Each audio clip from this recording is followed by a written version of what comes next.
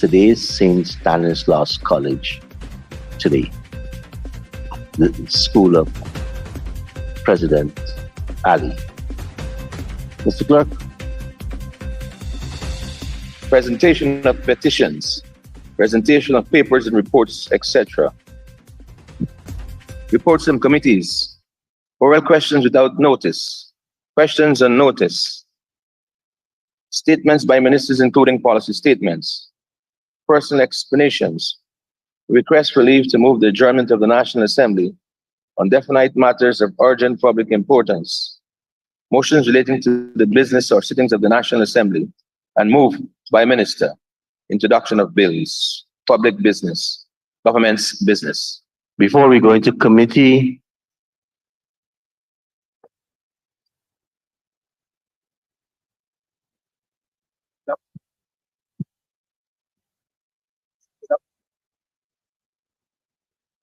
Introduction of bills.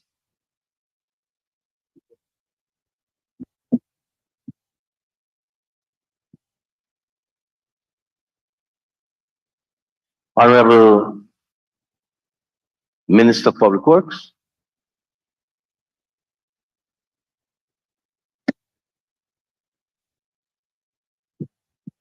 Mr. Speaker, I present to the Assembly the Civil Aviation Amendment Bill 2024, Bill number 3 of 2024, a bill intituled an act to amend the Civil Aviation Act of 2018, and I move that the bill be read the first time. Thank you, Minister. Let the bill be read a first time. Civil Aviation Amendment Bill 2024, Bill number 3 of 2024, public business, government's business. Before we go into committee, just an observation which I should have raised yesterday. Too many persons are talking on their phones while the session is going on. That's a bit disrespectful, and the volume of the telephones, please let it be on silent. There's WhatsApp. Many of you text me rather than call in, so I can't see why you can't do the same for those persons who are trying to reach you. The House will now resolve itself. And before, I see the Honorable Member, Ms. Philadelphia, giving you a lot of time, and if by the time I'm ready for the suspension at lunch, I'll be calling on you to make good on the comment you made with respect to the Honorable Minister of Education. House is now in committee.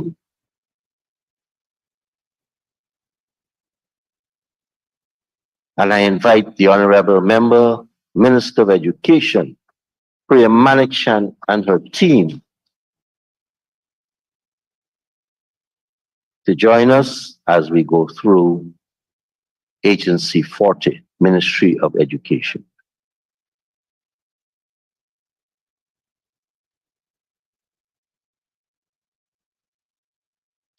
You were talking to the image.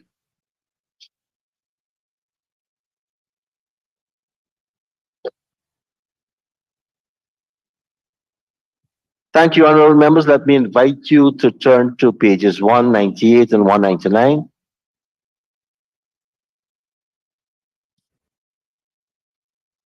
And I propose the question that the sum stated for Agency 40, Ministry of Education,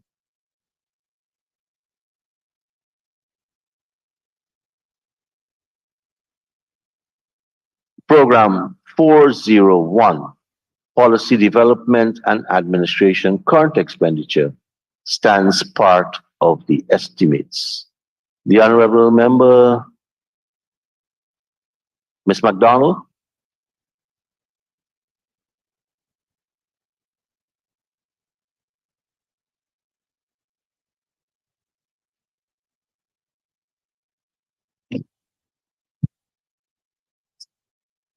Thank you, Mr. Speaker. Let me just find these pages, please. Go ahead, honorable member. Mr. Speaker, on the program 1, 401, 2023. We have seen there, instead of having an increase in 2024, on the line item 6111, administrative, instead of an increase, we're recognizing that there's a decrease. And we'd be happy to have the minister share with us what was the reason for this decrease on the Honorable Minister. 111. 3 members of staff retired, the registry supervisor, the accountant, and the chief schools welfare officer, with salaries that amount to the reduction. Thank you, Minister. Honorable Member Ms. MacDonald. Mr. Speaker, on the line item 6116, contracted employees, we're seeing there in 2023, we had 95 contracted employees. In 2024, there is 159. And we're wondering whether the minister would be kind enough to say why the increase and that huge increase, and whether it wouldn't be a good thing for us to have permanent staff rather than contracted staff. Honorable Minister. Well, I thank the member for that question. We have 64 new appointments to serve the children of Guyana. The PPPC government has always believed in giving people a choice, whether they want to be under fixed establishment or as contracted employees. And we usually heed the request of persons. I am sure you too believe in giving people a choice and not forcing them into one type of employment or another. Thank you, Minister. Honorable Member Mrs. MacDonald. Mr. Speaker, could we have the minister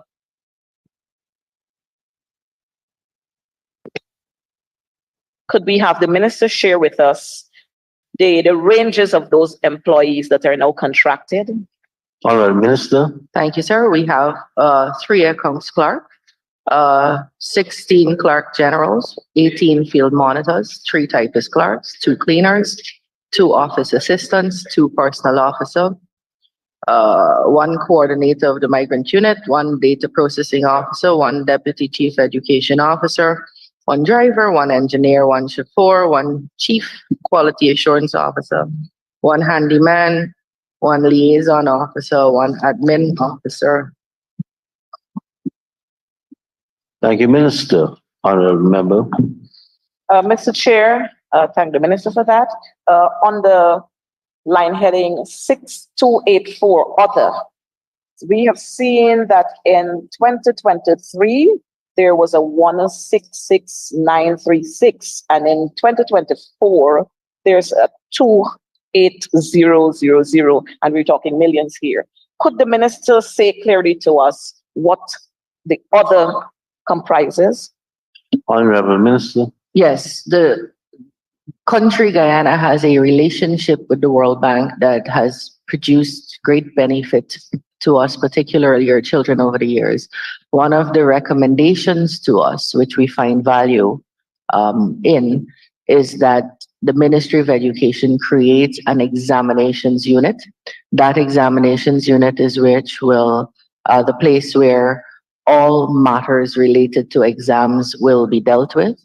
I'm happy to say that we have done that. And so this money, which was spread across various lines ordinarily, are now concentrated in one place, hence the increase. Thank you, Minister. Honorable Member. Thank you, Mr. Chair. Mr. Chair, we have on the line item 6291, national and other events. So we have other, and then we have national and other events. Would the minister be kind to say to us what these other would entail? We understand national, but we would want to find out what this other entails. Honorable Minister. This is where it is under this line that we would do things such as host the Caribbean Examinations Council when they choose our beautiful Guyana as their destination for regional awards. It is the line item that we would do national sports, where we have a lusty relationship with the Guyana Teachers Union and the teachers and the students across the country. It is the line item where we would cater for things like International Women's Day, where we'll celebrate the women in the ministry, the backbone of education across this land, things like that. Thank you, Minister. Honorable Member. Thank you, Mr. Speaker. Mr. Speaker, we look at line item 6301, and we're talking here education subvention and grants. Could the minister clearly say to us the institutions that will benefit under this heading? Honorable Minister. The Guyana Teachers Union, Would who they gets increase a it? benefit Did you increase it? from the government of Guyana every year to do union business and pay teachers and so on when they have hardships, when they fall into hard times. I'm sure they'll be coming to you looking for some of that. CXC subsidies, National Accreditation Council. That's it. Thank you, Minister. Honorable Member. So when teachers fall into hardship, sir, the government helps through the union by this subvention. So I would invite teachers to visit their union for that help. Thank you, Minister. Honorable Mr. Member. Chairman, let me quickly correct the minister's inaccuracy that the monies that you said. Okay, Honorable Member, let me just correct you.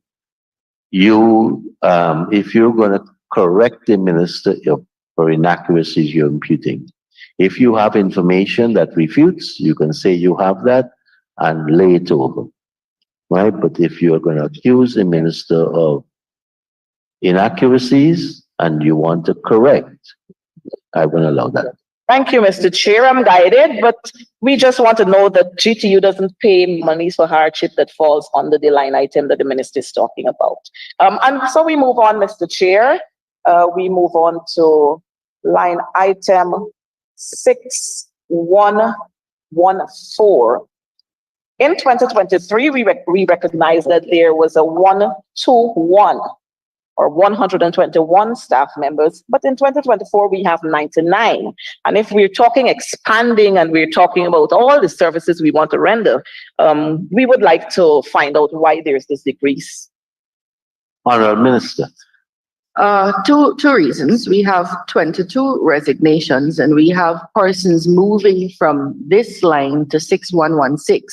So that catered for the increase that the honorable member asked for earlier. That's the answer, sir.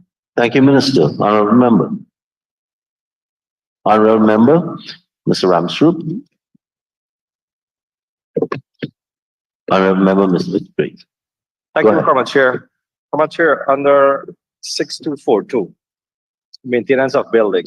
Madam Chair, I see that there's a consistent on the budget 2023 and the revised in 23, 39 million were spent. And in 2024, I saw in the 39, there's an increase of 500,000. Can honorable minister say if this maintenance are fixed or this additional building that will be maintained? Could the honorable member kindly ask me again? Honorable you. Member. I'm saying that there's if you look at 6242, there's $39 million budgeted for 2023. It was used up. And you also budget again in 2024 for 39,500,000. I mean, if you maintain something, that it should be fixed. So I'm asking if there's additional maintenance or is the same maintenance you did last year? It's continuous maintenance. We have beautiful wooden buildings matching the city of Georgetown, the architecture of the city of Georgetown. So every year we have maintenance of floorboards, thing on the wall, a roof, a ceiling, continuous maintenance. Thank you. Honorable Member, Mr. Mahipal. Thank you, Comrade Chairman. Comrade Chairman, I listened to the Honorable Minister keenly in her explanation for 6301, which caters for the Caribbean Examination Council, the Guyana Teachers Union, and the National Accreditation Council. And the minister was kind enough to say that the subvention to the Guyana Teachers Union which is $5 million, and which was $5 million last year, and which was $5 million the year before also. And she explained nicely, sir, that it caters for teachers to seek help and to provide in times of hardship and so on. Sir, we have a significant increase in our teaching population. And would the minister agree or explain why the sum remained the same, and if there can be a consideration for an increase from that $5 million to address the many concerns teachers may have? Thank you, sir. Thank you very much, Honorable Minister. Well, thank you for your interest in teachers. It matches ours. But this is not the only place we provide for teachers' welfare. In fact, a significant portion of teachers have asked us not to attach their welfare to the Guyana Teachers Union because they're either not members or the benefits that they get are sporadic, absent, or biased. And that has been publicly said. So this 5 million is not the only thing we give to teachers. In fact, the Chief Education Officer published a letter the last 48 hours detailing 28 actions taken over the last 2 years that are aimed specifically at improving the welfare of teachers. The Guyana Teachers Union, the teaching service in Guyana is over 13,000 teachers. The union does not enjoy the membership of 13,000 persons, and at their last election had under 4,000 persons voting and present. So it may indicate to you why it's not a sensible plan to invest all that we have for teachers in one body whose leadership has come under question by its membership. Honorable Minister, you may need to withdraw because. Thank you, Mr. Speaker. I was just going to ask. Yes, that part, last part. You've been going good so far. Good start. No? Minister? I asked you to withdraw the imputation of in the last statement which imputes. Because we can identify the person. Remember that piece of legal principle I read a few days ago?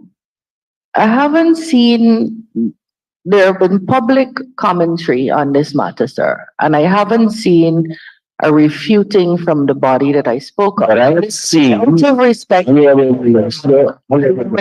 Minister, please. But I've seen in our standing orders, and I have before me even the British rules with respect to the particular issue we're dealing with, which I'll read later. Withdrawn, sir. Thank you very much.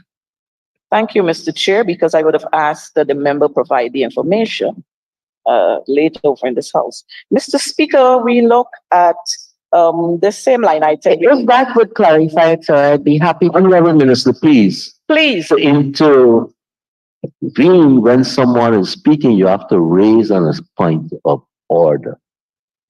Not just when you feel like talking. On a point of order, which I have been applying to everyone in this house, and you're no exception. Honorable Member, Ms. McDonald. Thank you, sir. On the line item 3601 again, education, subventions, and grants. I recognize too that there is the Critchlow Labour College. Would the minister be kind to share with us, because there's a sum allocated there for the Critchlow Labour College, whether the Critchlow Labour College will be receiving their subvention this year, and if that is so, whether we could ask them to apply for their subventions that they did not get last year. Honorable Minister. Wrong line item, sir. Thank you very much. Honorable Member, Ms. McDonald. Honorable members, I now put a question that the sum stated for Program 401, Policy Development and Administration, current expenditure stands part of the estimates. Those in favor say aye. Those against say no. Ayes have it, the sum stated stands part of the estimates. Honorable members, turn to pages 200 and 201.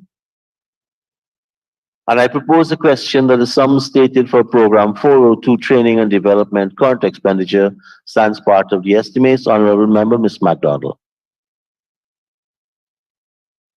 Mr. Speaker, on the line item 6112, senior technical, we've seen an increase there, a huge increase from 48 in 2023 to 121 in 2024. Would the minister be kind enough to elaborate on this for us? Honorable Minister. I'd be happy to elaborate, sir. The PPPC government of Guyana has taken a position that the only way we can change for the better output at the various levels of education, nursery, primary, secondary, as well as post-secondary, would be to train more teachers and to train them at a higher quality. Having undertaken that program, we now have, for the first time in the history of our country, 99% of our teachers trained or in training. We have raised the number of teachers who are able to train from 500 to now an indefinite amount, but what we usually see is 2,000 to 2,500 in training. This line caters for 73, the increase of 73 staff, 65 lecturer 2, 8 senior lecturers at the Cyril Potter College of Education. And that's where they would be paid. And we're very, very happy with this program. And honorable members, there's also a standing order with respect to where information is available. So I think that is detailed in the T account 683 page also. Honorable member, Mr. Child. Thank you, Mr. Speaker. Line item 6302 training. To the Honorable Minister. Minister, how are you utilizing this year's budgetary allocation to guarantee that children in the hinterland receive the benefit of trained teachers? Honorable Minister. I know. Yes, it's a very good question. I'm happy that the MP is representing the people that he has been sworn in here to represent. Hitherto this year, Mr. Speaker, we had 31 hinterland teachers being trained in regions 1, from regions 1, 7, 8, and 9. We now have 1,011 teachers from regions 1, 7, 8, and 9 being trained. That means that we will have more teachers in those regions and teachers of a higher quality in those regions, improving the individual teachers' lives, the lives of each child in their classroom and their community and region as a whole. So I hope that answered the MP's question. Thank you very much, Honorable Minister. Thank you, Minister. Honorable member, Ms. McDonald.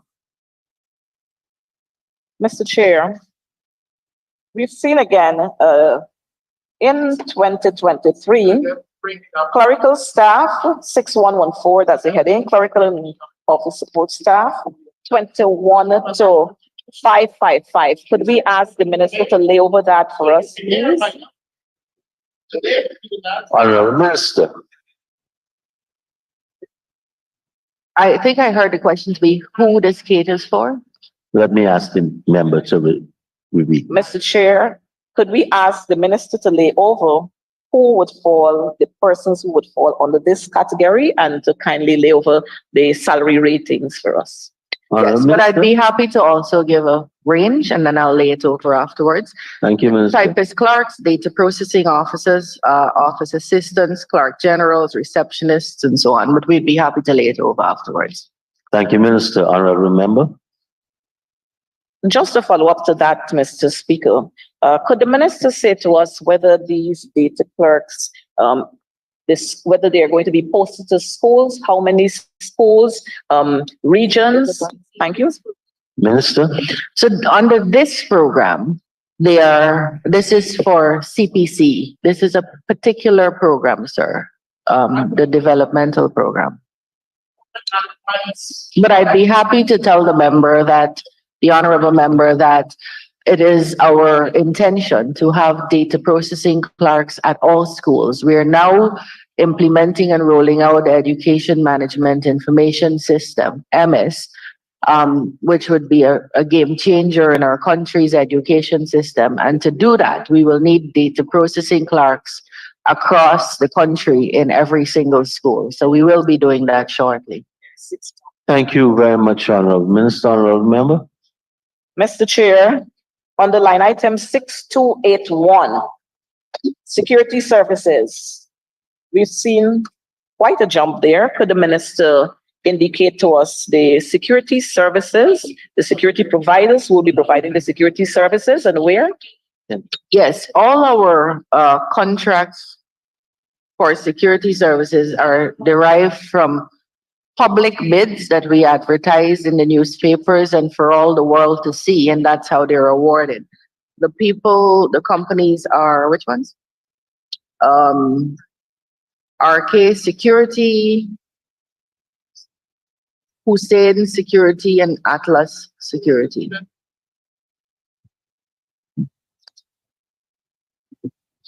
Thank you, Minister. Honorable Member, Mr. Mahipal. And then we have Mr. Cox after. Thank you, sir. Just one question here. I see under 6301, there is the subvention to Sir Potter College of Education stipends. And I see a reduction to 1.905 million from what was last year, 2.379 million. Would the Honorable Minister please explain why the reduction? Thank you, Honorable Minister.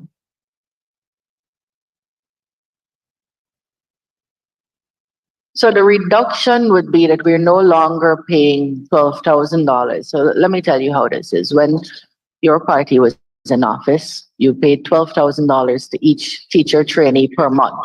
What we're paying now is $104,000 to each teacher trainee per month. And so they're being paid under a different line. But I could tell you which one. Excuse me. Thank you, Minister. Under employment costs in the salary. We could sit with you afterwards and show you. Honorable Member, Mr. Mahipal. You good? Honorable Member, Mr. Cox. And then we have the Honorable Member, Ms. Ferguson. Thank you, Mr. Chair. Good morning to the Honorable Minister of Education. So Mr. Chair, line item 6112, Senior Technical.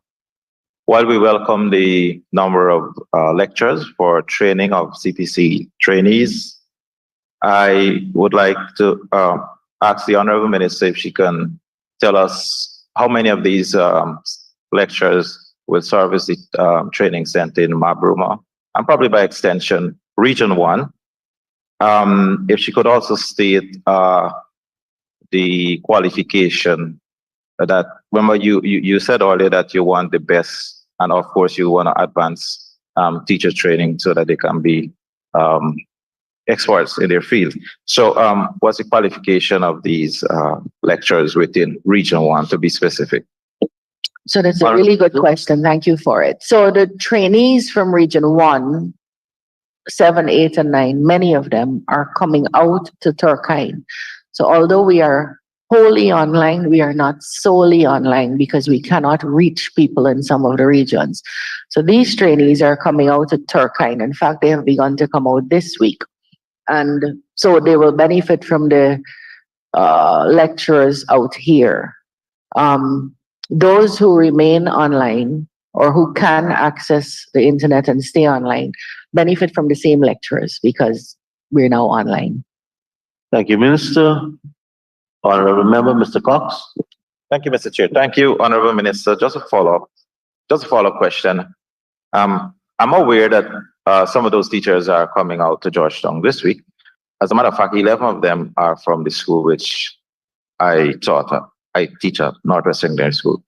But a large number, especially those from the riverine communities, are not so fortunate to be coming to Georgetown to access directly. So they'll still be in the region. So again, the lectures, how many will serve the Mabruma Center so that we can have equal access for those riverine teachers? So 90 trainees are coming out from Region 1. They're on their way out. I don't have at this point exactly how many will be at the Mabruma Center, unless Marty has it, but I'd be happy to lay that over with you. today. We are also doing a hybrid thing where lecturers are going into regions so that regions, both the lecturers, the local lecturers and the students could benefit from the expertise of people who have been lecturing this category of persons for a long time. So I could lay over for you today who might be going into Region 1 today. We'd be able to do it today.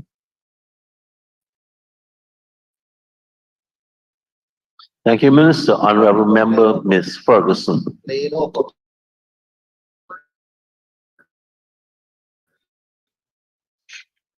staff of the Ministry of Education. Mr. Chair, may I turn our attention? I have a follow-up to line item 6281, security services. I heard the honorable member mention the two firms that are providing services, or three, to the ministry. I think AK Security Service and Hussein Security Service. I didn't hear the other one. But what I would like the honorable minister to provide this committee of supply with is the period or the date in which Hussein's security service was established, because I know RK has been around a very long time. So if she can provide us with that information, I'll be more than grateful. Thank you. Honorable Minister, we will be more than grateful.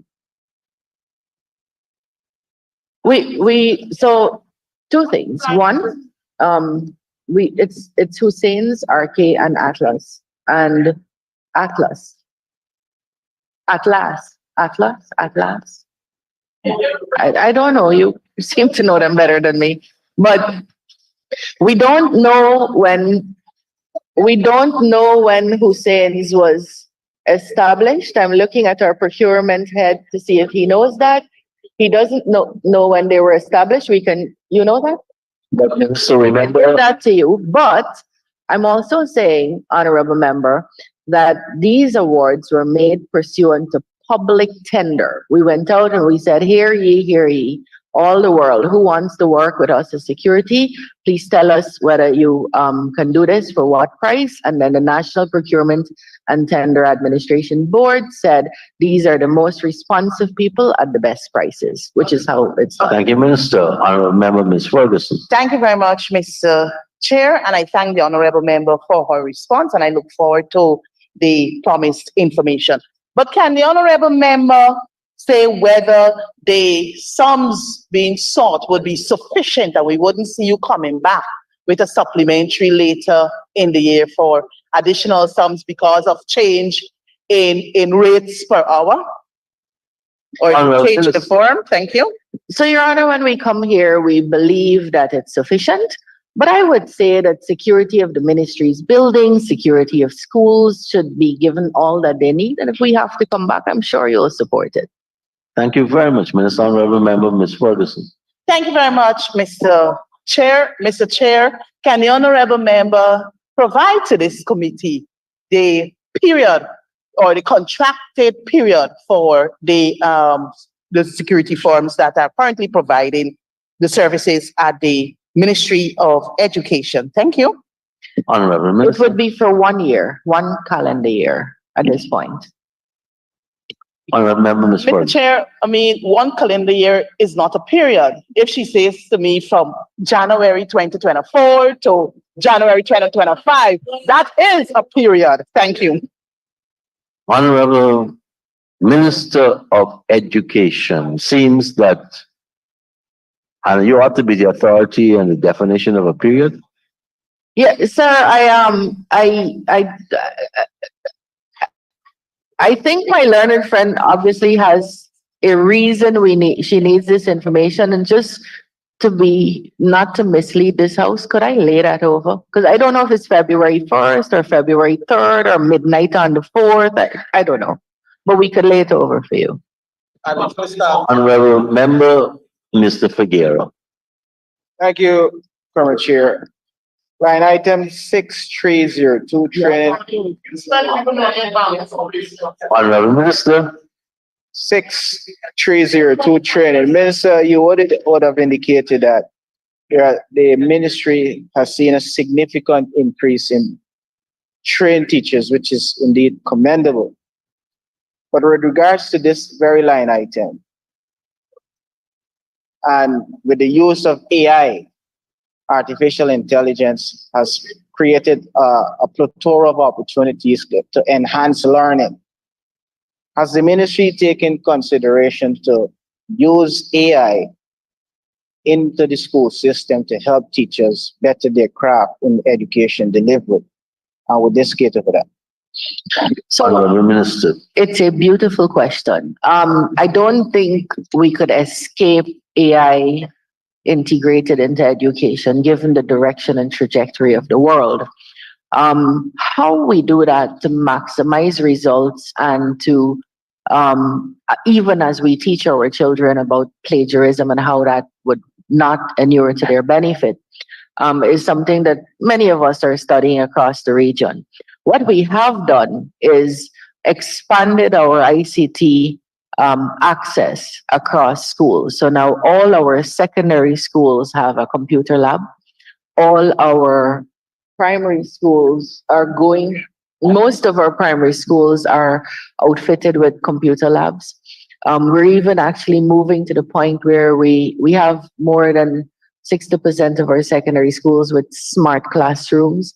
And we're moving to the point where we want to have smart schools where every classroom is connected. That is going to be a beautiful Guyana that will have to, and we don't have to do it one or the other. We can do it simultaneously as we study how we incorporate AI into education, which is not something we'd be able to stop anyway, given the trajectory of the world and AI. How do we build out the infrastructure so that people could use that constructively? That's the undertaking. Thank you. Thank you, Minister. Honorable Member, Mr. Figueroa. Thank you. And I appreciate the response. And COVID had presented many disadvantages, but also advantages, especially in the education sector. More teachers were exposed to using IT, information technology, to teach. But the need for more training is still needed in the sector. So would this line item also aid in regards to continuing the IT training for a wider cross section of teachers, not only at the secondary, but as far down as the nursery level? Honorable Minister.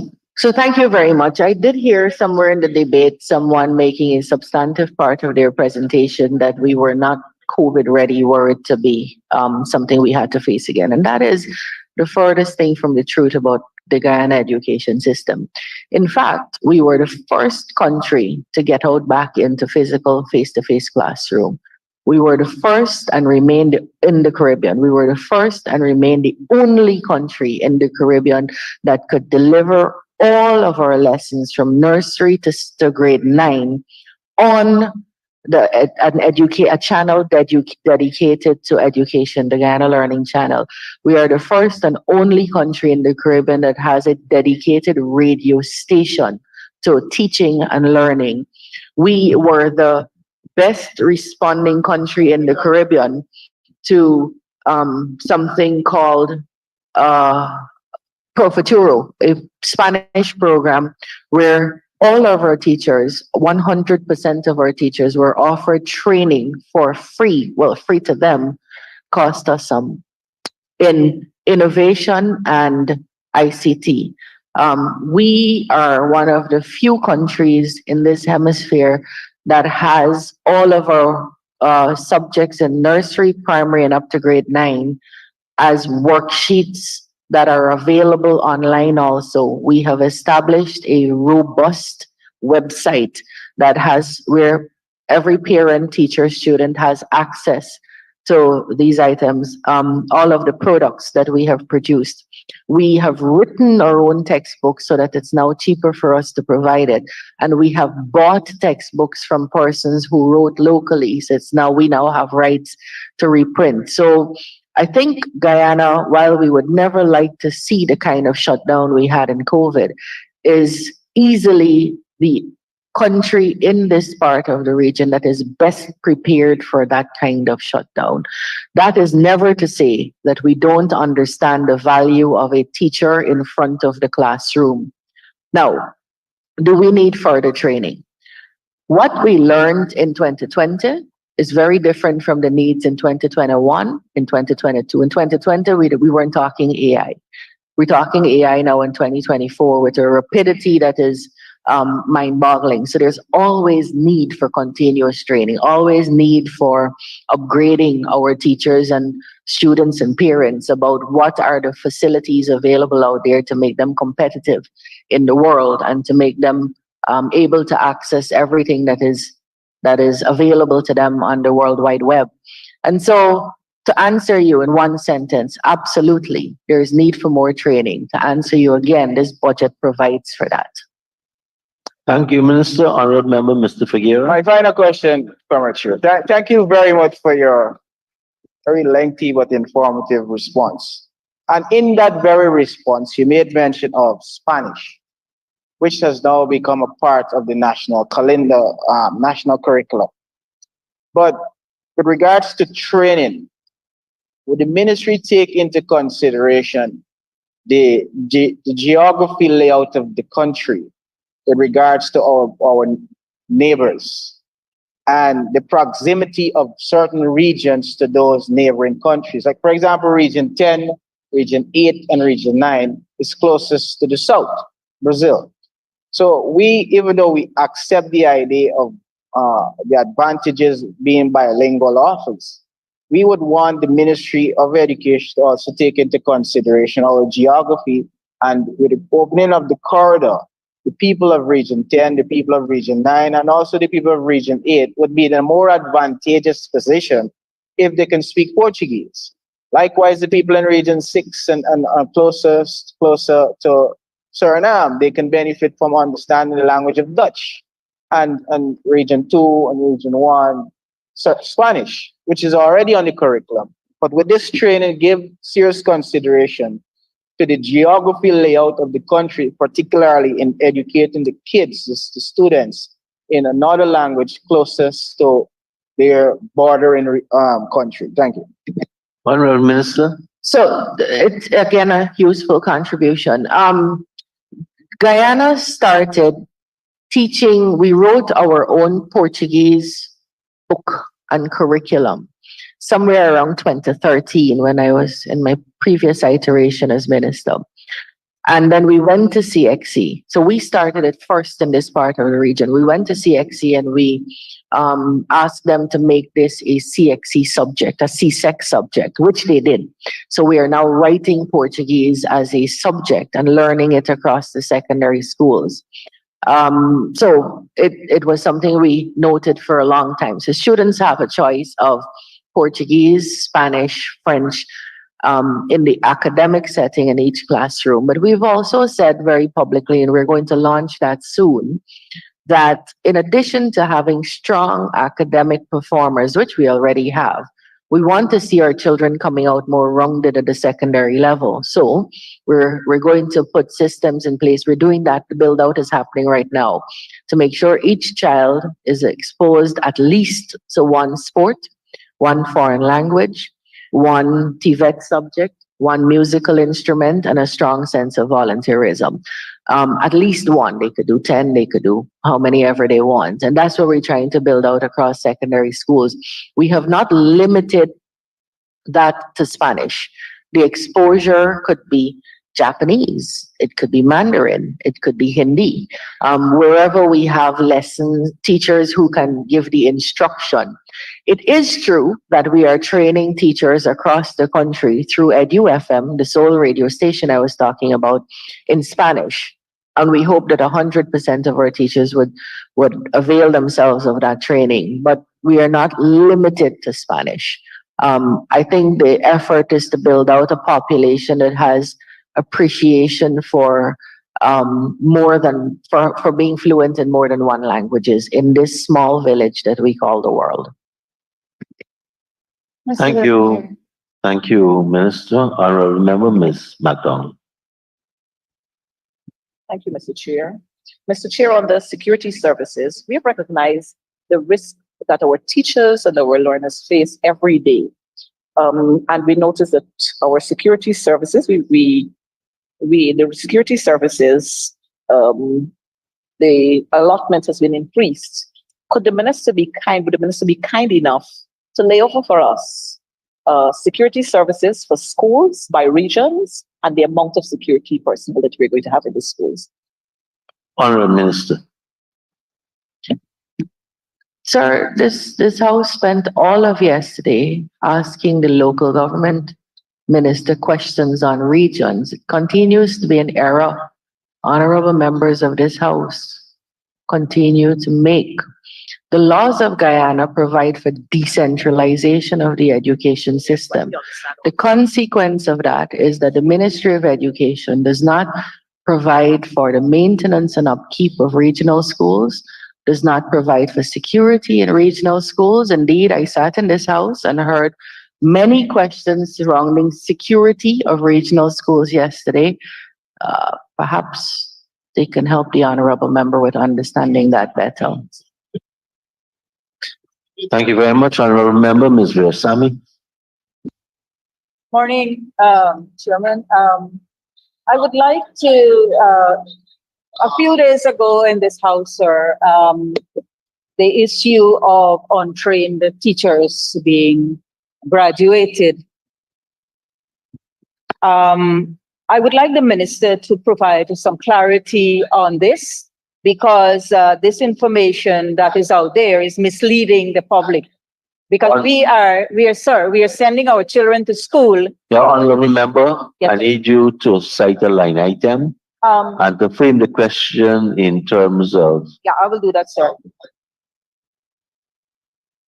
6302, line item 6302. Sir, I would like the minister to provide some information to this honorable House, whether teachers are actually being graduating without being qualified. Honorable Minister. So, Mr. Speaker, that is a live issue. The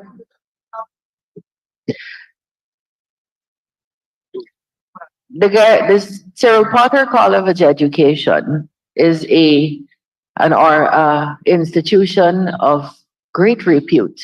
In fact, all over the Caribbean, all over the world you go, you can find Guyanese teachers who are hailed up for being excellent educators. And they come out of the Cyril Potter College of Education. So we have to be very careful when we fling around those kinds of disreputable statements that would bring all of our teachers into disrepute. We did not, I am advised by the Cyril Potter College of Education that we did not graduate any teacher who did not complete the course of study as recorded in their curriculum and in their requirements for graduation. But I do look forward to the list that the honorable member is going to provide later today of any, all, or even one such teacher. And we will take the action if there's any teacher who graduated without completing their course of study, because we will not let the Cyril Potter College of Education suffer from anyone who graduates without having completed their course of study. Thank you very much, Mr. Honorable Member. Ms. McDonald. Mr. Speaker, security is indeed important. And while we understand that our security has been decentralized because they are in the regions, we have a sum that is allotted under this heading here. And since the minister is refusing to give this to us. Honorable Member, please. No, I must stop you using the word refusing. She answered the question, so you can't say she refused. Mr. Speaker, I asked the questions, and I asked that the honorable minister lay over that information for us. Whether you, and this is showing that there's no unity amongst the sectors. And permit me to say that, because if we can't get some information, then something is wrong. Whether it has been argued yesterday, there is a sum that is allotted here today. And I don't understand why the minister can't play over for us. But I'm hoping, I know that all of Guyana. Remember, you asked a question with respect to the allocation in relation to the regions. The minister answered it. No, sir. I give you an opportunity to go back to the head to formulate another question specific to this allocation. If you don't have that, I will give the minister an opportunity to comment on your comment. Yeah, so this line item, Mr. Speaker, does not cater for schools. It caters for NSERD. It caters for CPC. This is a different program. Perhaps the member would benefit from training on how to read the budget, sir. Thank you, Minister. Honorable Member, Ms. MacDonald. Thank you, Mr. Speaker. Mr. Speaker, while we understand that the security services, if the minister had answered the question earlier when it was asked by my colleague, then there would have been no follow-up on that question. Mr. Speaker, we move to item 6292, dietary. And I recognize that there were some comments about somebody needed to stop spending a lot of money on dietary. But here we recognize that on the dietary, we've moved from 191 to 215. Could the minister say to us what this dietary entails? Honorable Minister. Yes, we are very happy. So let me be very clear, unapologetically so. We are very happy to increase money to feed the hinterland students who are coming out to stay at the dormitories here for training at the Cyril Potter College of Education. There's no reduction, sir. There is an increase of $23 million. And so, I don't know. So these are meals, sir, for our hinterland teachers who are coming out to be trained, because we love training teachers of the hinterland and feeding them well.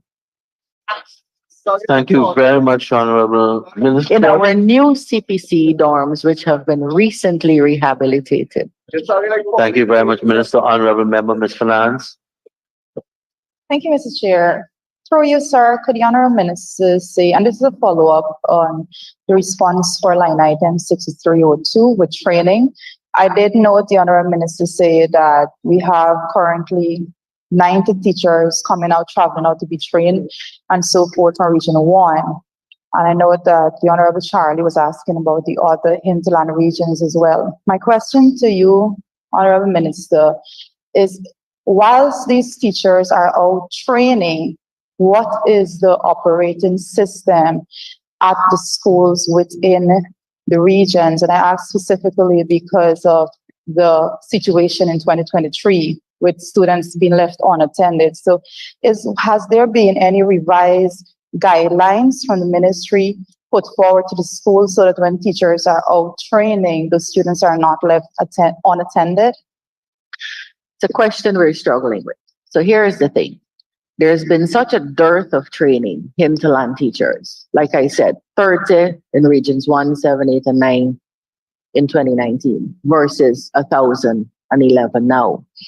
That if we were to apportion and give quotas about who could come out, the place that most needs it, trained teachers, which is the hinterland, would be the place that suffers the most because they have the most untrained teachers.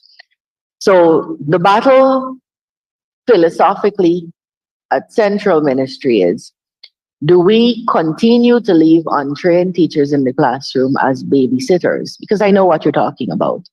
Or do we bring them out, train them, and send them back in? When do we bite the bullet? How much of this bullet should we bite? And so that's a question we are also grappling with. We have entire schools. It would have helped if more teachers had come out and been trained, even in small pieces. We have entire schools which have staff of 100% of the teachers untrained. Now, which one of those do I say, you can't come this year? You should come or you shouldn't come. So we're looking at devising ways. We have some rivers in some schools in the Barama River where we would have if we were to bring out all the untrained teachers, is everybody coming out? So how do we provide education for them in the meanwhile while these teachers train? And what is the balance? Is it better to have 2 years of untrained teachers because they came out to train, of the entire school coming out to train, or one teacher coming out? What would be the value of that one teacher going back in, and how long would we take to see the results of training? I think at this point we're leaning on the side of biting the bullet and training everybody, so that we start seeing results. And we speak of results and numbers and percentages. It's really lives we're changing. So if a child is in first form now and they have first form primary talk, because those places don't have secondary schools, which is why we need to build secondary schools. You don't have a single trained teacher in your classroom. If we just do it slowly, they'll finish high school and very likely not have a single trained teacher in the classroom. If we bite the bullet now and train everybody in 2 years when they're in third form, they have all the teachers in that classroom trained. So those are some of the balances we have to struggle with.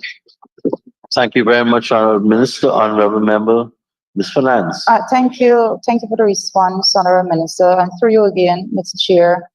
Has there been any consideration at the level of the ministry? And I want to just go back to, we did have a system in place coming out of the COVID-19 pandemic with the complete closure of schools. We did have a system in place in which students went to school on like 3 days per week and so forth.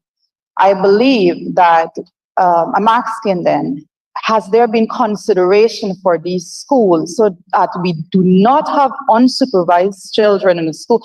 Because it's a really dangerous situation. And if not that, was there consideration to hire temporary teachers or to make provisions even for volunteers to go into the school, just so that we don't have classrooms with unsupervised children in that dangerous setting? No, I think I probably didn't Go ahead, articulate. Minister. Thank you, sir. I probably didn't articulate that well enough to make you comfortable. Anywhere we bring teachers out for the whole school, we are putting staff in. They're not trained teachers. So we're not leaving children unsupervised. But I thought you were making the distinction between bringing out teachers to train while we leave untrained teachers in the classroom. So there are two scenarios here. We're bringing out teachers to train. I told you we're leaning on that side. And I thought you meant we're leaving untrained teachers in the classroom. That would be true. But it's untrained people in the classroom. We are not leaving the classrooms unsupervised. In some cases, the people who are in the classrooms do not have the eligibility criteria right now to enter the college. In that case, we are upgrading and upskilling so that by the time the new teachers go in, they will be ready to come out. The newly trained teachers go in. So to be clear, Honorable Member, it is not our intention to leave a single child unsupervised in any classroom because of this strain, and that will be counterproductive to the plan. Thank you. Mr. Thank Chair. you, Minister. Honorable Member, Ms. Finance. Thank you. Thank you, Mr. Chair. Thank you for that response. I know that particularly Bardic Secondary School will be very happy to hear that, given that last year they had almost 20 teachers absent because of that. And Honorable Minister, on the same line item, could you say what is the policy right now as it pertains to when these newly trained teachers are trained, whether or not they have to reapply to be teachers, and in the interim, how are they being paid? Honorable Minister. No, sir. No, Honorable Member. So we need to be a little bit clearer at the ministry, and you're going to see us doing that over the next couple of days. Teachers are in the system as TQM, TUM, and they're getting a salary. So there's no cessation of the salary when they're trained. What we do is when you train, you have to upgrade now to a trained, qualified mistress or master, and your salary is upgraded. That process used to take long when it was 200 teachers. We're now giving the TSC and the school board secretariat 2,000 teachers, and they haven't yet grappled with how to do that quickly. We have to change that, and we will change that shortly. But the salary doesn't stop. The upgrade is what takes a little bit longer. It shouldn't, so we have to fix that. Honorable Minister, honorable members, I have Ms. Vera Sami polling. Honorable member, Mr. Maipol, you have a problem with me giving someone the floor? The standing orders say question period. It doesn't say question period for one side of the house. It's for all members of the house. So if you have an objection, you can bring a motion, we can debate it. That the government has no authority to ask questions during this period. Go ahead, honorable member, Ms. Vera Sami. Yeah, sir. Education is very, very important to me. I must clarify that because when I passed common entrance, my time, sir, when I passed common entrance, there was no school available for me, although I had a qualifying mark. And then when my mother, who didn't know to read and write, started running behind the educational system way back in the 70s, sir, what happened is that they put me in a school way on the East Coast, and my family could not have afforded to have sent me to the school so far away. So, sir, when we come here and asking questions, all we're doing is seeking clarity. And I am fully aware that our government is doing a lot to improve the lives, the working conditions. I need you to point me to our line item and the question now. 6301. Sorry, 6301. I would like the Honorable Minister to tell this House provisions that are made under this line item for schools to be given cash grant and how that is being dispersed. Honorable Minister. Yes, sir. It's not under this line item, but I'd be happy to answer it. No, but we have to be consistent. If it's not here, It's not here, sir. direct the honorable members to learn the budget process and wait to ask the questions. Honorable member, Ms. Vera Sami, you have another question, you said. Honorable member, Ms. Vera Sami, honorable member, Ms. McDonald, Ms. Maureen Philadelphia. Thank you, Chair. Good morning once again. 6302, training. Where's the list?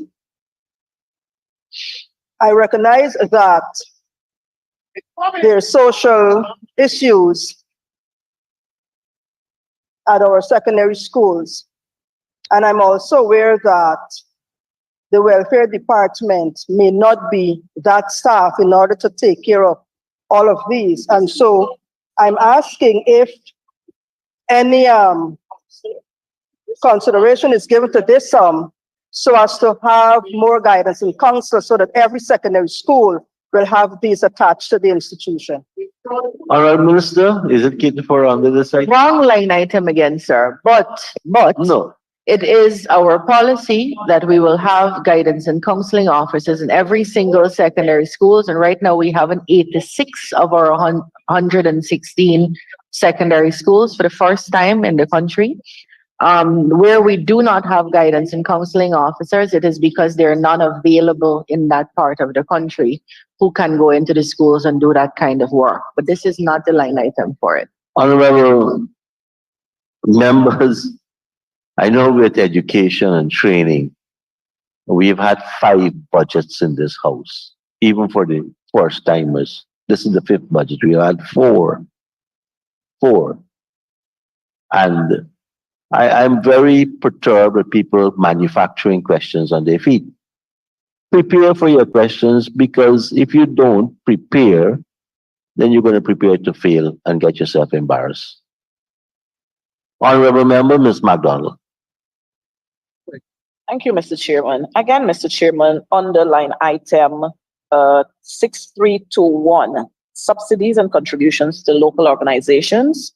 I did requests of the minister because I'm noticing there is the Critchlow Labor College there, and a sum that is stated $15,500,000.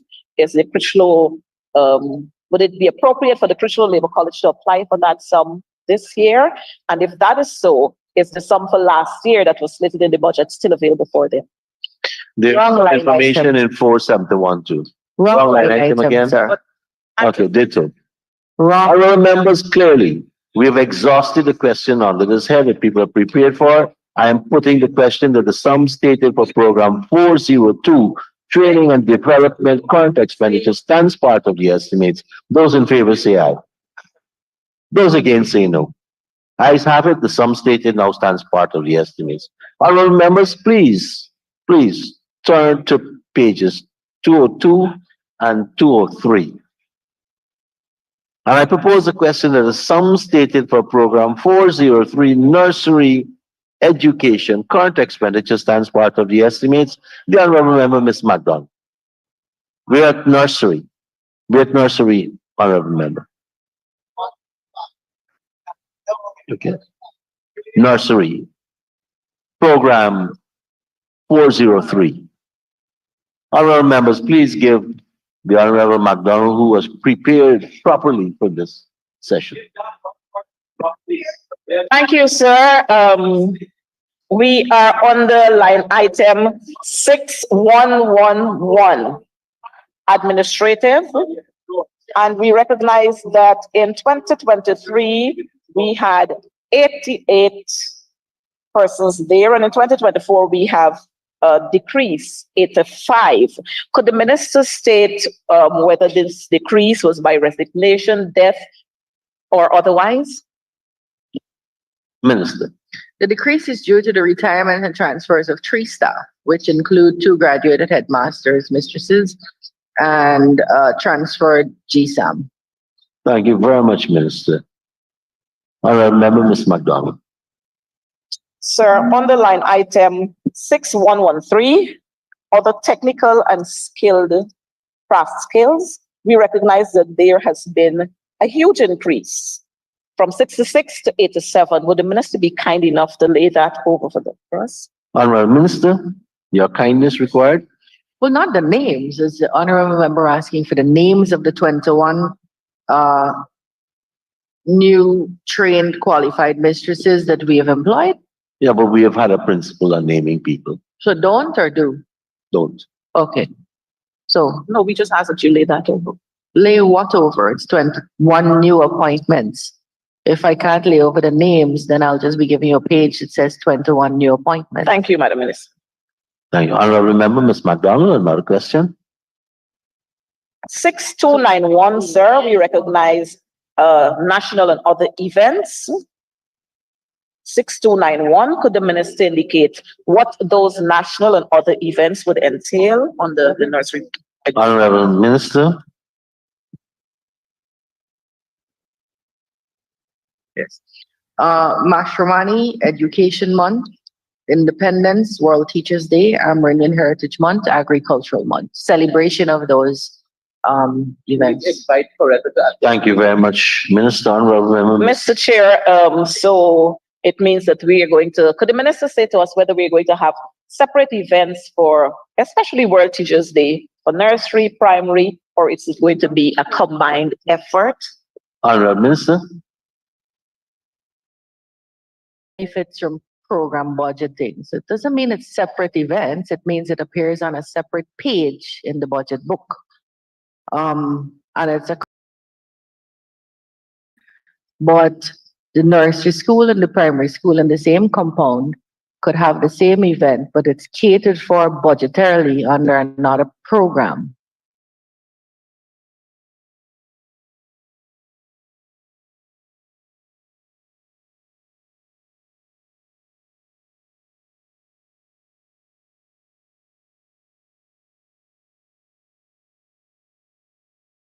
Item 6115, semi-skilled and unskilled operatives. And we've moved from 7 to 38. Could the minister share with us this huge jump and why and where they're going to be? Honorable Minister. Yes, sir. The University of Guyana has established an early childhood center where it's supposed to be the model for how we teach and how we teach and how we perfect our methodologies to our changing nursery population. And we've hired 31 teacher aides attached to that program, and this is where they're catered for. Thank you very much, Minister. Honorable Member, Ms. MacDonald.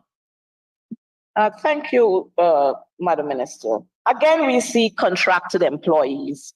Could the minister share with us? We're moving from 90 to 110. Could the minister share with us? Yes, Honorable Minister.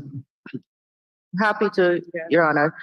20 newly appointed sweeper cleaners will be catered for under this line, who have chosen contractual employment so that they could get their gratuity and pension upfront. I am happy that the minister is saying to us that sweeper cleaners are some of the persons who are going to be employed there. And I'm hoping that we'll have sweeper cleaners in every school and we wouldn't have teachers teaching sweeping schools. Mr. Chair, we recognize on the line item 6113. 6113. No, we did that one already. Sorry. On the line item, dietary again, Mr. Chair, but I'll forego that question. I'll forego that one, Mr. Chair. Honorable Minister. Victoria. I'll send it to you.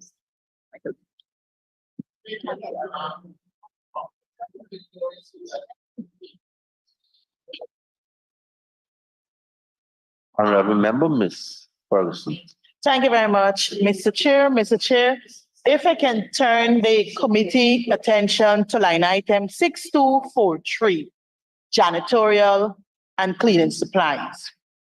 For 2022, Honorable Member, we had a budgeted sum of 14.5 million. And then there's a revised sum of some 34.15 million. So can you explain the reason for the increase, the revised amount in 2023? And then in 2024, you have a minute figure here of 1.182 million. Do you think that this 1.182 million is sufficient for 2024? Absolutely not. Honorable Not Minister. sufficient. Thank you, sir. But what happened is before we catered for a centralized distribution of janitorial and cleaning and so on. So we bought centrally the Dettol and the bleach and the soap powder and so. The teachers said to us that that wasn't satisfactory. They wanted some say in what they purchased, in what quantity, and what brands and so on. So they wanted some autonomy in how they prepare their classrooms: chalk, cardboard, teaching aids, staple machine, paste, glue, scissors, and so. So what we decided to do for our teachers is to give them a grant to purchase their own material. And so where before janitorial was here, it is now under the school grant. So that's why there's a reduction here and an increase in the school grant line. It's under 6301. Thank you, Minister. Honorable Member, Mr. MacDonald. Sorry. Go ahead, Honorable Member. Honorable Member, Ms. Ferguson, you have a follow-up? No. Honorable Member, Ms. MacDonald. Sir, on the line item 6224, print and non-print materials. We recognize that in 2024, there has been a decrease. Could the minister share with us why the reason for this? Honorable Minister. There's no decrease here, sir. Thank you, Minister. Honorable Member. Did the honorable member say 6224? Mr. Chair, There's no decrease here, sir. Mr. Chair, I know. there's been an increase there. Could the minister share with us what this increase entails and where are we going to have these increases going? Honourable Minister, for the princely increase of $379,000, what does that mean? For workbooks for the early childhood learners, sir. Honourable Member Ms. McDonald. Thank you, Mr. Chair. Workbook for early learners. Could the minister state for us whether these learners, whether the schools have been they've been equally distributed across the schools, or we're going to have some in this region, some in that region, and then another region will have just a few? Honourable Minister. So the effort, Mr. Speaker, is to have a distribution system that is managed efficiently to make sure there's equity and equality. We're dealing with human beings, and so sometimes there are errors in that regard. But what happened with the early childhood learners is we discovered the private schools were using programs like Abeka and Jolly Phonics and getting remarkable success in these areas of literacy and numeracy. The country at that time, circa 2013, couldn't afford Abeka and Jolly Phonics. A Jolly Phonics in that time was about $56,000. And I know that because I priced it at Austin's. So what we did, sir, was what we do in the PPPC. We innovated. We sat down and we wrote our own reader and workbook called the Roraima Readers. So we have a reader, we have a workbook, and we've seen remarkable successes from those. And it is those books that we will be buying, complemented by other books recommended by experts to distribute across the regions. We don't give one region over and above another. We try very hard to make sure that every region gets the same thing. If there are errors, we'd be happy to receive where there are shortages, and we have asked schools for those, and we will meet those shortages. If the honorable member in her walkabouts finds out that any school doesn't have something, she should get that information to us, and we'd be happy to replenish. Thank you, Minister. Honourable Member Ms. McDonald. Thank you, Chair. And of course, we'll be happy to help like we've been doing all along. Mr. Chair, line item 6283, which deals with cleaning and extermination services. We've seen a decrease in 2024. Is this an indication that we no longer need to have cleaning and extermination services being done in schools or other educational facilities? Honourable Minister. Sir, there's no decrease here.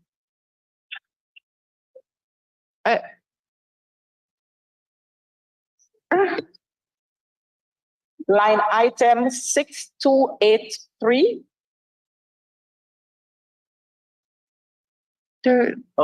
Clearly. There's no decrease here, sir. So we had two line items cited, 6283 and 6284. And when I check my page, unless we're having a Mahi Paul moment, it says increases in both, right? On neither line item is there a decrease, sir. Yeah. That's what I'm saying. Honourable Member Ms. McDonald. Honourable Member, I think we are now manufacturing questions, so let's put a question that the sum stated for program 403, nursery education current, stands part of the estimates. Those in favor say aye. Those against say no. Ayes have it. Sum stated now stands part of the questions. Honourable members, I personally feel embarrassed with some of the questions. Personally. Honourable members, I now ask you to turn the page to pages 204 and 205. And I propose a question that the sum stated for program 404, primary education, current expenditure stands part of the estimates. The Honourable Member, Ms. McDonald. Sir, I'm sorry for misleading the House, but I turned the No, I don't think you're misleading. Bring a little bit. No, I'm sorry, because I'm looking at 96. Challenge with our glasses happens to us. Sir, sorry that I'm misleading the House. I was looking at the 6283 on the primary where we have 96 and 93. That was. So we're now at primary So education. we're now at primary. That's why I'm saying I'm sorry that I'm. Honourable Minister, thank you for the apology. So, Mr. Chair, I asked the same question. Why do we have a decrease on the line item 6283, primary education.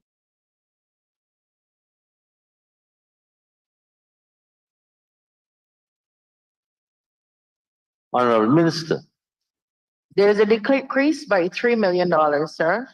And we believe this is going to work for the cleaning and extermination. It's a $3 million decrease, Mr. Speaker. Thank you, Minister. Honorable Member, Ms. McDonald.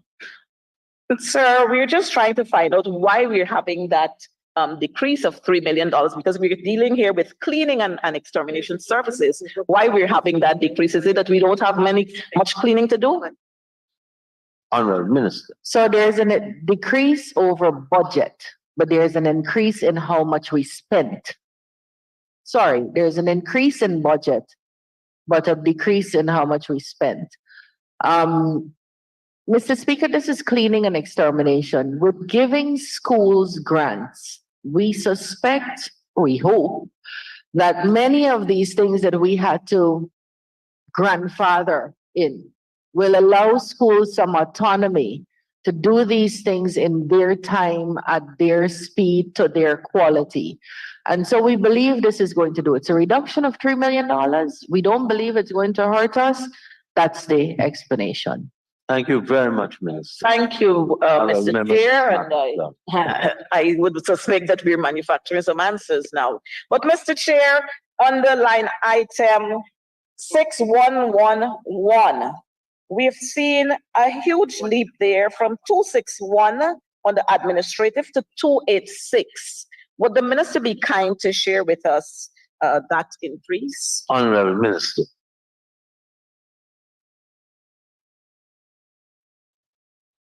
Yeah.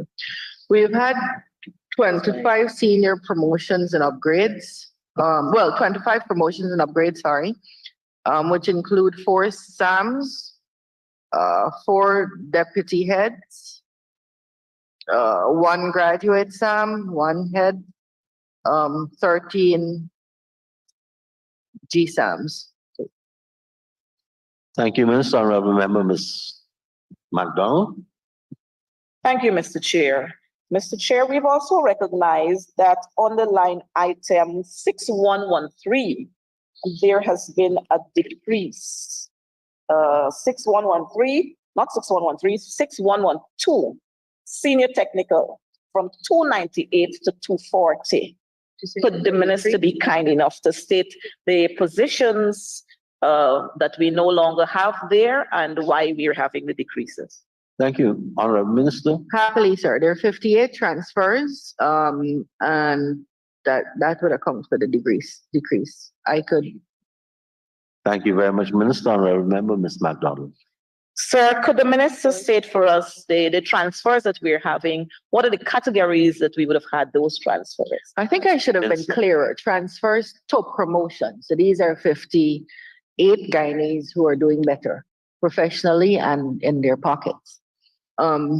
There are 6 trained graduate masters and mistresses, 33 assistant master mistresses, 2 trained graduate master mistresses, 4 assistant master mistresses, 13 assistant master mistresses. Thank you very much, Minister. Under 611. Honorable Member, Ms. Ferguson. Thank you very much, Mr. Chair. Mr. Chair, may I turn the committee attention to line item 6222, field materials and supplies. We had an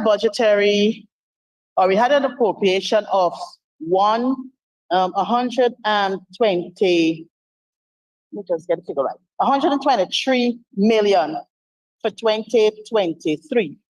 And I know that the ministry came back for a supplementary provision of 345 plus million. But if we're to look in the revised column of 2023, we're seeing here 468 million and change. Perhaps the honorable member can explain to the committee where the difference came from, the variation between the sum that was actually approved by way of supplementary and the revised column for that period, 2023. Thank you. Honorable Minister. So you answered it yourself. You said it was a supplemental, but let me take you through this again. Teachers historically have been saying to us, we're not getting enough material to clean, to print, to decorate our classrooms, to teach. We would like more from you, whether you be the regional administration or central government. Last year, we came for a supplemental that went on the specific lines, nursery, primary, secondary, janitorial, print and non-print, and those kinds of things. Right, see, you have it. And we gave it to the schools, and so that teachers could have the materials they sought, as well as be relieved in their pockets from spending on our children. What teachers have said to us is that it didn't work out the way we intended last year, because some school administrations didn't give the teachers, some of them didn't allow them to buy what they wanted, and so on. So this year, we're doing it differently. We're giving the school a sum for the school, and we're giving each teacher what amount is for her as per the number of children in her classroom to determine by herself what it is she wants, of course, with parameters about what can be bought. So what you see as a reduction here, you will see an increase in 6301 because it's been done on the subvention and grants. Now, you'll remember one of the complaints last year is we gave a teacher this money. And I see someone clipped out a piece of what I said and misusing that to say that I said teachers had this in the pocket. What I said, and which I continue to say, is if teachers don't have to come out of pocket to buy chalk and cardboard and markers, then they have more disposable income from their salaries and other earnings in their pocket because they didn't have to spend on teaching material. So what we're doing this year is putting it on the subventions and grants so that teachers have more latitude in what they can buy, and they're not limited by the things that can be bought under these lines. Thank you, Minister. Honorable Member, Ms. McDonald. Ms. Ferguson. Thank you very much, Mr. Chair. Mr. Chair, I respect the honorable member comment, but I think she veered off a bit because my question doesn't surround the decrease for 2024. What I'm saying, honorable member, is that in 2023, we approved 123 million, right? Good. You came back by way of supplementary for 345 million plus. But what I note in the revised column for 2023, 468 million was actually spent as against what was approved as way of supplementary provision. Can you explain where the difference came between the 365 and the 468? That is what I want, honorable member. I'm not questioning the request for 2024. So 345 was the supplemental. 123 was the budget. When we add 345 to 123, we get the 468 in the revised budget there that we spent, right? Honorable Member, Ms. Philadelphia, you had a question earlier. I saw your mic came on and off.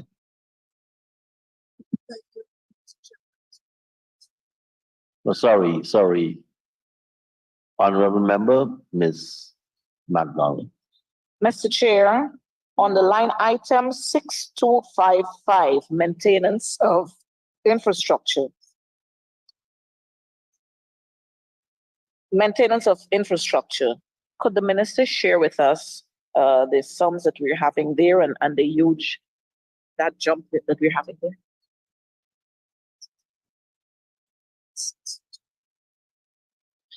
So this would be for weeding and cleaning at primary schools in the Georgetown district. And we have 28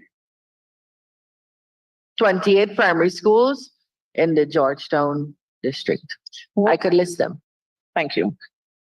Enterprise Primary, Smith Memorial, Sophia, St. Stephen's, West Rumville, Thomas More, St. Angela's, Comenia, St. Sidwell's, Ketley, Graham's Hall, St. Pius, Stella Maris, Agricola, Bel Air, J. Burnham, Redeemer, South Rumville, Tuckville, St. Ambrose, St. Gabriel's, Winfrey Gardens, St. Margaret's, F.E. Pollard, Ramakrishna, North Georgetown, St. Anne's, David Rose, Special School, St. Agnes. And that would be 28 schools. Thank you, Honorable Member, Ms. McDonald. Thank you, Honorable Minister, for going all the way down rather than laying that over for us. But Mr. Chairman, we would want to ask on the 6242, maintenance of buildings, 6242. Could the minister clearly say to us buildings? Which are the buildings we are referring to? It would be the maintenance of those buildings or those schools that I just called, sir. And I didn't list it to waste time. I was asked to list it by the honorable member. Honorable Member, Ms. McDonald. Thank you, Mr. Speaker. Mr. Speaker, I'm hoping that while we are looking at the maintenance of the buildings in Georgetown, that the minister would also collaborate with our colleagues to ensure that we don't have another St. John the Baptist that we had in Bartica just over a couple of days. I have no other questions, Mr. Speaker. Honorable Members, I now put a question that is sum stated for Program 404, Primary Education Current Expenditure stands part of the estimates. Those in favor say aye. Those against say no. Ayes have it, the sum stated now stands part of the estimates. Honorable Members, just for my clarity, once you press the button, I notice you. I did forget Miss Philadelphia on the nursery part. So, you do capture my attention. I may miss one or two. Time management. Right now, we just have 2 minutes remaining on the original allocation for education of 1.5 hours. There were 55 minutes saved yesterday, the last evening, and the chief whip for the opposition has been consulting with me. He will allocate 30 minutes of that 55 more to education. So you'll have 32 minutes to complete the whole section. I will take a break at 12:10 when the Honorable Member Siraj will continue the session until we finish education. And that will be finished at around 12:28 p.m. Honorable Members, I now put a question. Sorry, let me invite you to turn to pages 206 and 207. And I propose the question that the sum stated for Program 405, Secondary Education, Current Expenditure stands part of the estimates. Honorable Member, Ms. McDonald.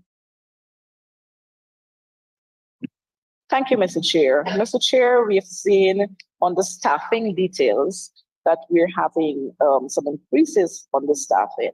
Could the minister lay over for us, please? Staffing on the administrative, senior technical, other technical and skilled craft, and semi-skilled and unskilled. Could the minister lay over for us, please? Minister. So, Your Honor, you'd have to guide us here. We have like 4 to 6. If I were to lay over, it wouldn't be names. If we're complying with the order or the practice. Categories we're asking for. We ask for categories, Madam Minister. Honorable Minister. Yes, sir. We'd be happy to lay over the 4 to 6 to TQM. Thank you. We really have to go paperless sooner rather than later. I agree. Honorable Member, Ms. McDonald. Thank you, sir. Sir, under the heading 6291, national and other events. I guess we'll hear the same things again, but we've seen some increases there. And so we'll be happy for the minister to share with us national and other events on the segment. Honorable Minister. Sir, this is an increase by 337,000, but I'd be happy to do it. Costume competition, STEAM fair, education month activities, the Geoff Haynes debating competition, World Teachers Day, along those lines. Thank you, Minister. Honorable Member, Ms. McDonald.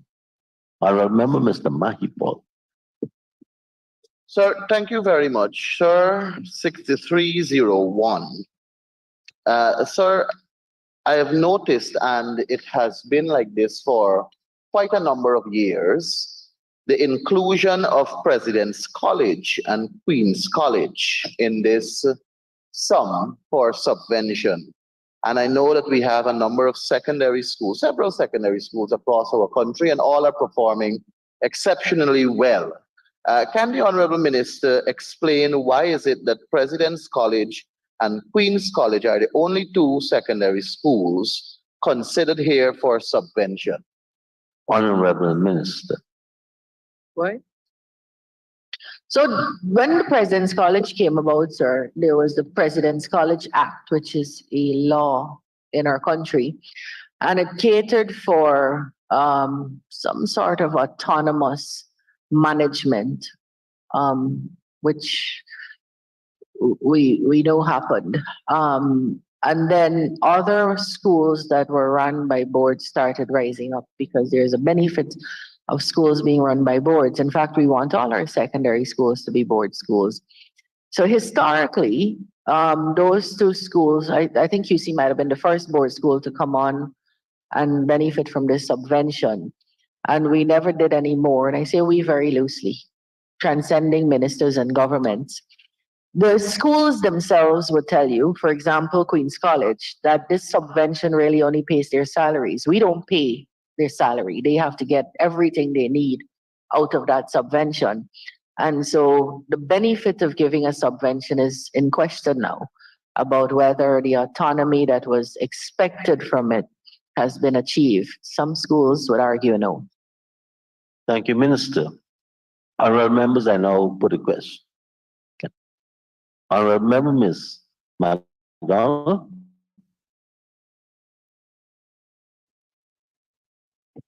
Thank you, Mr. Chair. Mr. Chair, on the line item 6255, maintenance of other infrastructure. Could the minister share with us the schools that would fall under that item? Honorable Minister. That would be 33 secondary schools and 5 practical instruction centers. They are coming. You want me to lay it over, or you want me to? We'd be happy to have you later, but thank you so I'd much. be happy to lay it over. Thank you, Minister. Honorable Member. Honorable members, I now put a question that the sum stated for program 405, secondary education, current expenditure stands part of the estimates. Those in favor say aye. Those against say no.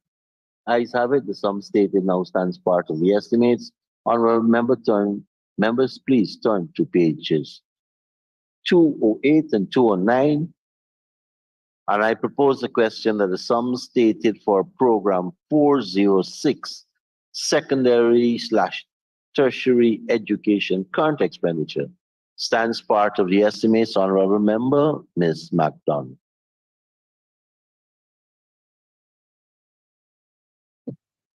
So I prefer not to ask any questions under this heading. Honorable members, I now put a question that the sum stated for program 406, post-secondary/tertiary education, current expenditure, stands part of the estimates. Those in favor say aye.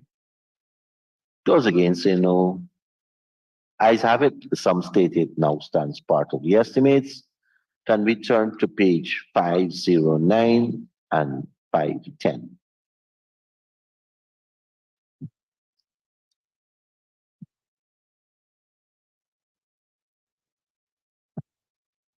Honorable members, I propose the question that the sum stated for program 401, policy development and administration, capital expenditure, stands part of the estimates. The Honorable Member, Ms. MacDonald.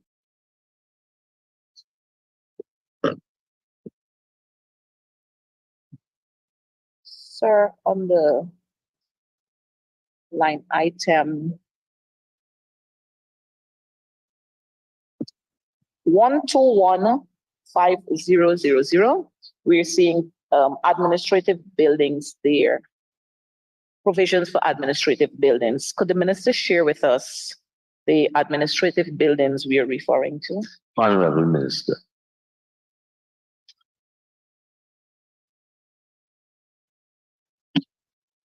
UNESCO, the book distribution unit, the MOE annex. Yes, those three. Thank you, Minister. Honorable Member, Ms. MacDonald.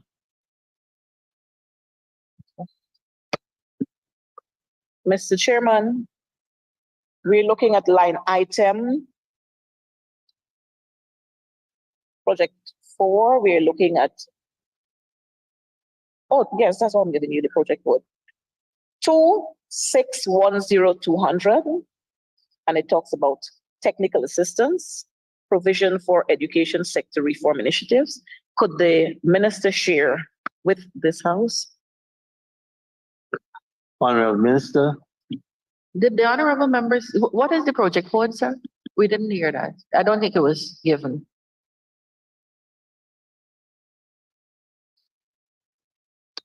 Mr. Chair, I did share the project code 2610200. Technical assistance, education sector, an allocation of 820 Charles, million. better come and sit this side. Might be good. Sit there. Sit. No, sit there. Sit there. Sit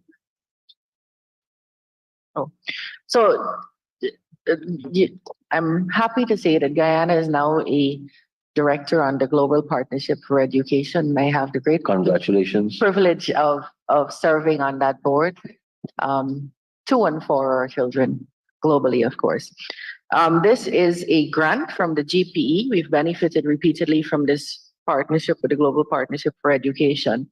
And this is a grant for various consultancies and technical assistance across the sector. Thank you, Minister. Honorable Member, Ms. MacDonald. Mr. Chair, project code 2607100, and we're looking at furniture and equipment. Would the minister be kind to say to us, it deals with purchasing of furniture and equipment. Could the minister say to us, what are some of these equipment we're talking about? And could the minister indicate where these equipment are going to be distributed? Yes, please. This would be the MISU, that's our computer department, the DPS's department, the EPMU, our education planning department, the hinterland education department, procurement office, national accreditation office, exams, school support, breakfast program. Thank you, Honorable Minister. Honorable Member MacDonald. Thank you, Ms. Ferguson. Thank you very much, Mr. Chair. Mr. Chair, if I'm to take, the committee attention back to project code 1,215,000 administrative buildings. Madam Minister, I note we have 40.6 million to be expended for this year. Earlier in your response to my colleague, you made mention about the UNESCO building and I think another building that I can't recall at this moment. But would you be kind enough to provide us a disaggregation, right, from this 40 million to take care of the projects you intend to do under this particular project code? Thank you. Yes, so we're extending. Thank you, Honorable Member, Honorable Minister. Thank you, sir. We're extending the bond at the book distribution unit. We're buying so many books to the benefit of our children right now that we don't have space to put them. They're coming in so quick and we can't get them out fast enough. So we have to actually extend this.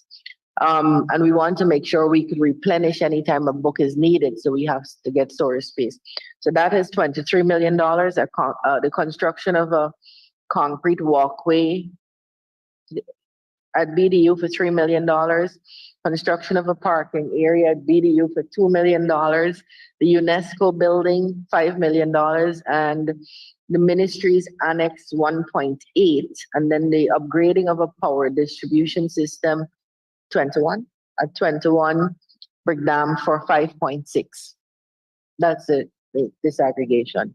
Thank you, Honorable Minister. Honorable Ms. McDonald. Thank you, Chair. Going again to administrative, to furniture and equipment. I'm not sure if I heard the minister listed schools under that one, but if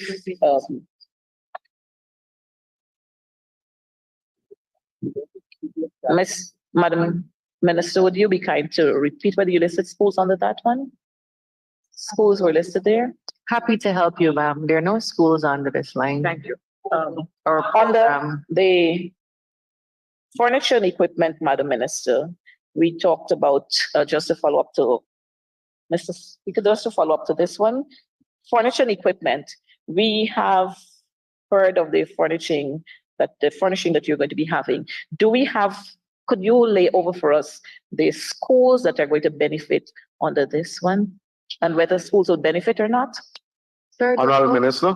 I said just now there are no schools under this program, sir. Perhaps the other members of the APNU could help the honorable member. We keep saying the same thing. There are no Thank you. schools under this program. Thank you, Honorable Minister. Honorable Member, Ms. McDonald. Thank you, Mr. Chair. We have no further questions under this one. I think I see Ms. Honorable Member Philadelphia. Go ahead, please. Thank you, Mr. Chair. Minister Nursery Education, 12-15-300. Provision for schools and educational facilities. It's not a question, but I'm making a proposal if I can. East Street Nursery School. From the road to the school, it's a long stretch and there's no facility there for shade. So I'm asking if I can, that some provision be made to create a shed there so our babies can have place to shade. The same answer that I gave twice, wrong project code. Right. Schools don't come under this project code, but I've taken what you said I will take it into consideration. But this is the wrong project code. We're being viewed on the World Wide Web here, you know. The least we can do is be a little better in our. Thank you, Honorable Member.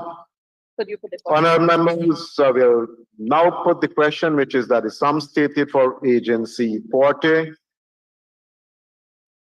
Capital Expenditure, Ministry of Education, Program 401, Policy Development and Administration, that is sum stated, form part of the estimates. Those in favor say aye.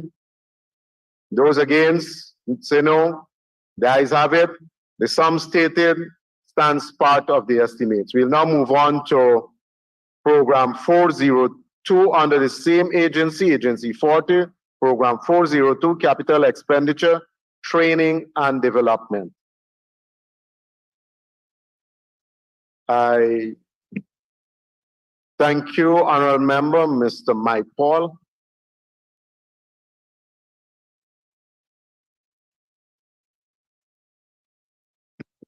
Sir, I turn your attention to Project Code 12-15-100.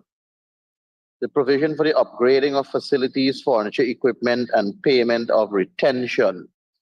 And sir, I am guided here that it is also catering for the completion of a kitchen and dormitory. Is this within the same complex of this teachers training complex that you are constructing kitchen and a dormitory? And also when you say payment of retention, is it payment for retention of projects that have been completed within this complex or projects to be completed within this complex? Thank you, Honorable Member. Honorable Minister. Right. So this is a spanking new kitchen for the many trainees at the CPC. I went myself. I was very pleased with the progress, and it's now, I'm told, completed. And this is for retention for projects completed. Thank you. We rebuilt, rehabilitated the entire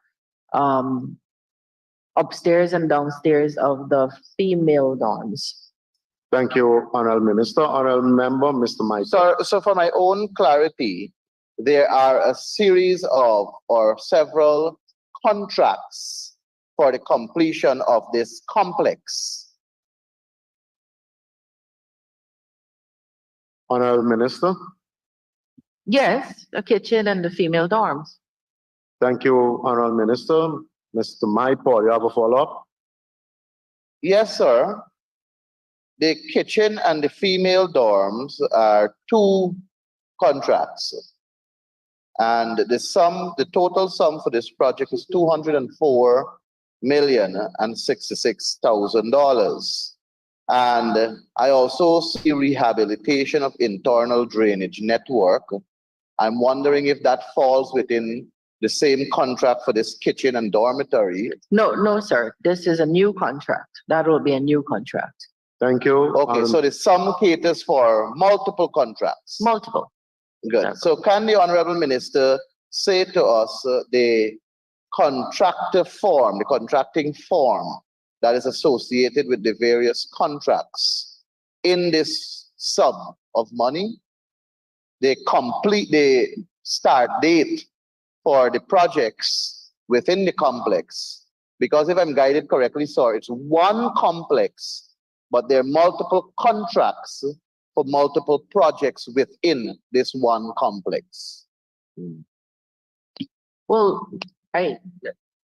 the rehabilitation of the internal drainage has not been awarded as yet. It will go to public tender.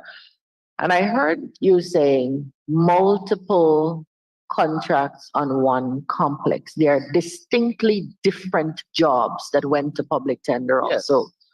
So there's no splitting of anything here. Thank you, Honorable Minister. Honorable Member, Mr. Maipo. Thank you, sir. I am well guided. The complex is the entire place. And in this complex, you will have a building for a kitchen. Then you will have another building, which is the dormitory. Then you will have, of course, the internal drain and the network for the complex to be drained properly. And then you also have to provide furniture and equipment for the various buildings within the complex. And for ease of reference, I would say, sir, the University of Guyana is a complex, but it has multiple buildings. So these different contracts for these different constructions within that complex, they must have a start date and a finish date and a contracted sum. So for the kitchen, for example, who's the contracting form? What is the contracted sum? Start date, finish date. And if the Honorable Minister is kind enough, sir, to lay over the details surrounding it, that will be greatly appreciated. So Thank you, Honorable Member. Go ahead, please, Minister. the contracting firm is the Digiris Engineering and Construction, DIGIRIS. That's for the kitchen. The start date is September 2023 to December 2023. For the rehab of the female dormitory, it's Mohabir's Construction. Start date is December 2023 to February 2024.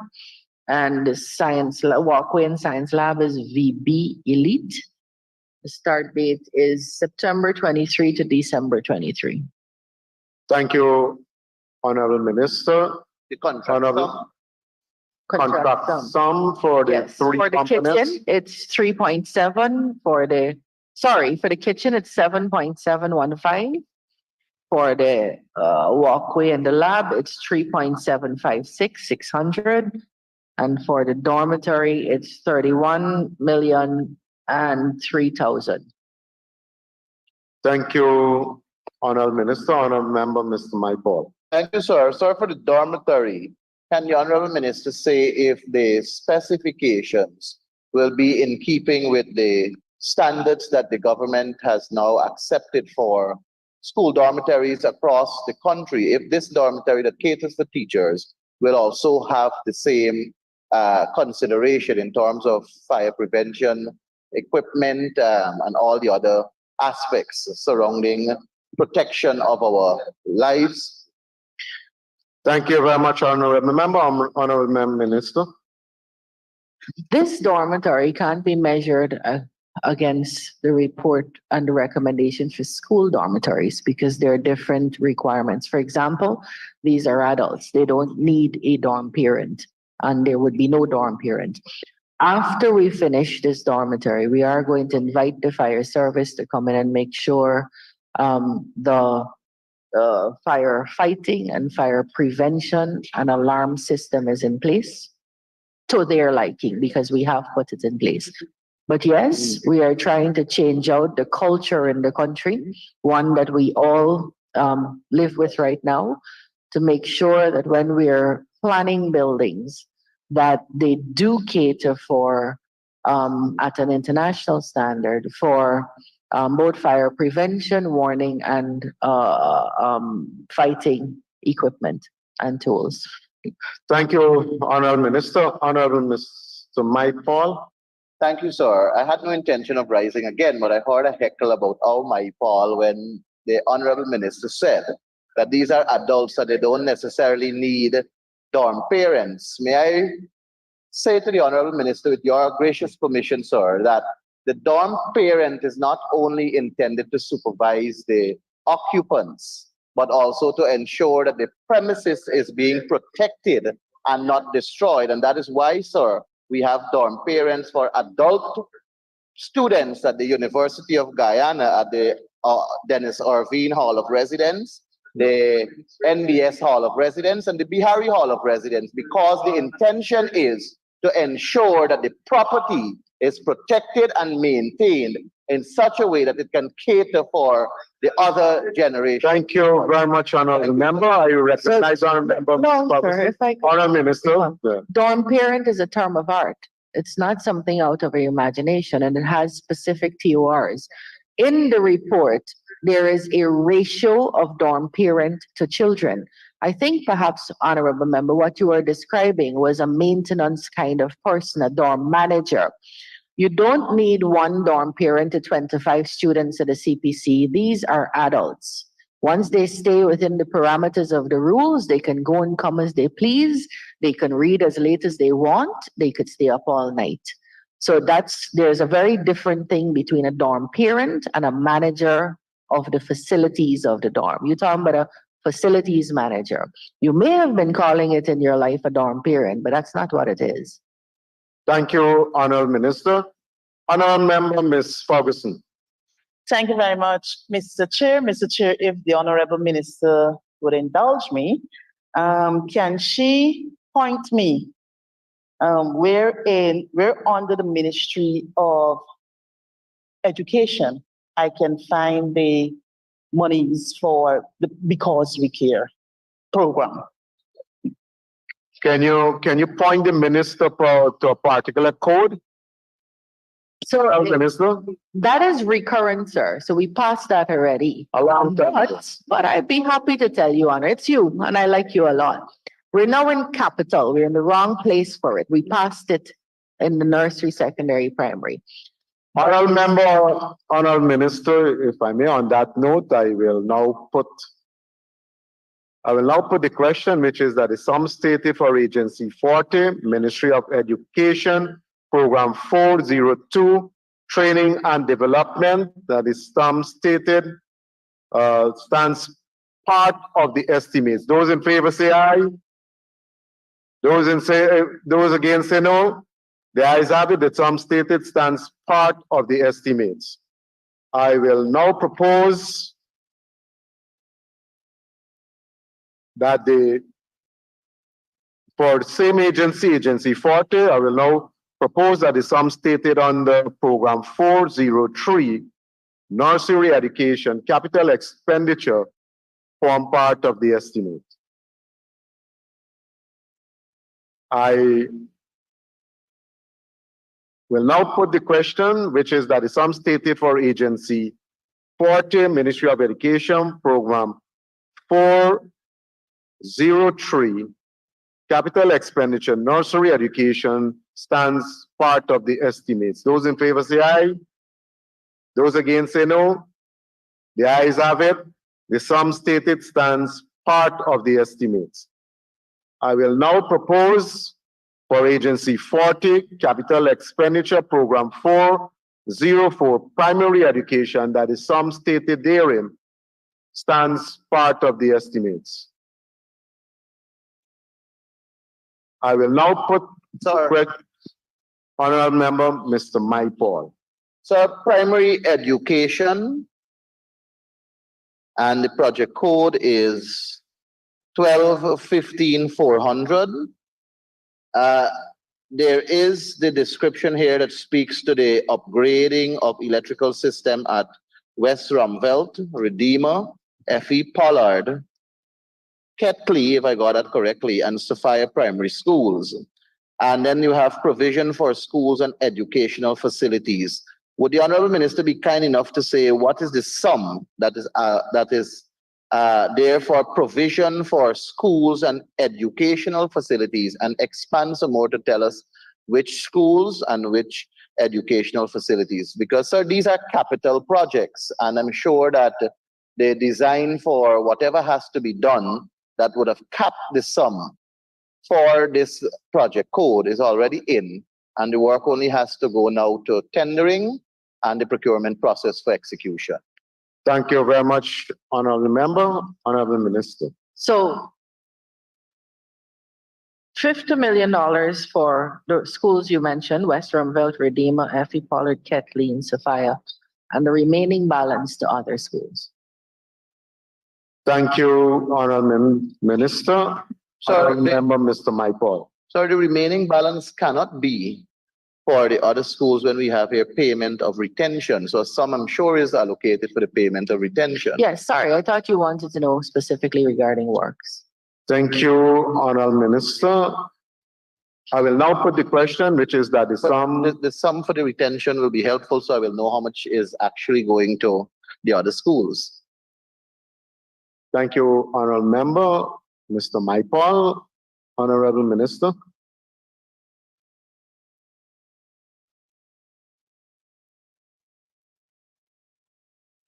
The IT lab at Riverstone Primary, the retention is 1.439600. Thank you, Honorable Minister. There's another retention here for the living quarters at Baitoon, teachers' living quarters at Baitoon, and the retention is 381,850. Thank you, Honorable Minister. Honorable members, I will now put the question, which is Honorable Member Ms. McDonald. We Mr. have Chair. 3 more minutes. Go ahead, please. Mr. Chair, on the 2607-400 school furniture and equipment, we have a sum of $80 million allocated. Could the minister share with us on the and it talks about purchase of furniture and equipment? Thank you, Honorable Member. Honorable Minister. This is a provision for the Assistant Chief Education Officer Primary and for the Department of Georgetown, as well as for primary schools in and around Georgetown. I could give you what it is we're buying disaggregated. Thank you, Honorable Minister. I will now put the question, which is that the sum stated for Agency 40, Ministry of Education, Program 404, Primary Education, Capital Expenditure, and the sum stands part of the estimates. Those in favor say aye. Those against say no. The ayes have it. The sum stated stands part of the estimates. I direct members' attention now to Agent Program 405 under the same agency, Agency 40, Secondary Education, Capital Expenditure, and I propose that the sum stated therein stands part of the estimates. I will now put Honorable Member Mr. Cox. Thank you, Mr. Chair. Mr. Chair, on the secondary schools, I recognize that the completion of Northwest Secondary School is catered for under this project code. While we are eagerly awaiting the completion of this secondary school for obvious reasons, could the Honorable Minister state the percentage of the completion of this school, which was awarded sometime last year and is expected to be completed, well, it was reported to be completed within 14 months. Could the Honorable Minister also state the completion date of this school and when it's likely to be? Thank you, Honorable Member. Mr. Cox, Honorable Minister. Yes, please, Your Honor. We're very glad to say that we hope that by the end of mid next year, we're going to have universal secondary education in Region 1. Currently in Region 1, we're building the Northwest Secondary, Hosururu Secondary, Quibana Secondary, and this year we're going to be starting the Waramuri Secondary. This project is at this point 70% completed. The roof is 90% completed, and they'll start finishing works soon. We expect to get this by the revised end date, which is June 2024. Thank you, Honourable Minister. Honourable members, I will now, Honourable Member Ms. Ferguson. Thank you very much, Mr. Chair. Mr. Chair, We'll take this last question under this program. Go ahead, please. Yes, sir. Under this very line item, project code, 1215 500. I note in the project code that project file number 175, honorable member. There are three descriptions here. The last one speaks to provision for secondary schools and educational facilities. Can you say from this provision, what is, whether you have sums there for the completion of the northern block at the East Rumfeld Secondary School? And my second question to you is whether there's any provision in this sum to take care of any works at the West Rumfeld Secondary School. You know, I don't know if you are aware, honorable member, but the school is a very small school, and the administrators, they have been complaining. So, Thank you, honourable member. Honourable Minister. Well, to start from the end, we don't have a West Rumfeld Secondary.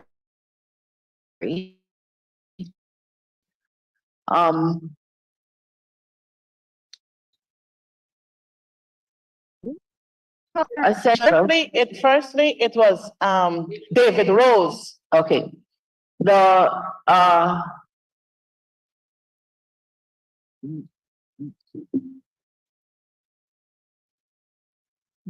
northern block at East Rumfeld is finished. Children are occupying it. What you see going up are two laboratories that will be finished shortly.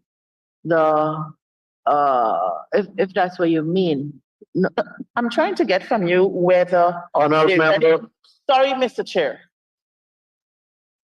Yeah. The minister is seeking clarification, so I'm just providing her clarity on something. Yeah, but I'm constrained by instructions also from your chief whip. So I would gladly accommodate all the questions. I'm certain the minister will be happy to spend the rest of the day to satisfy your curiosity, but we're bounded by some guidelines here. But we could talk outside. So, honourable members, I will now put the question, which is that the sum stated for Agency 40, Ministry of Education Program 405 Secondary Education Capital Expenditure, the sum stands part of the estimates. Those in favor say aye. Those against say no. The ayes have it. The sum stated stands part of the estimates. I will direct members' attention now to pages 510, 511, and I propose that the sum stated for Agency 40, Program 406, Capital Expenditure, Post-Secondary Tertiary Education, the sum stated therein stands part of the estimates.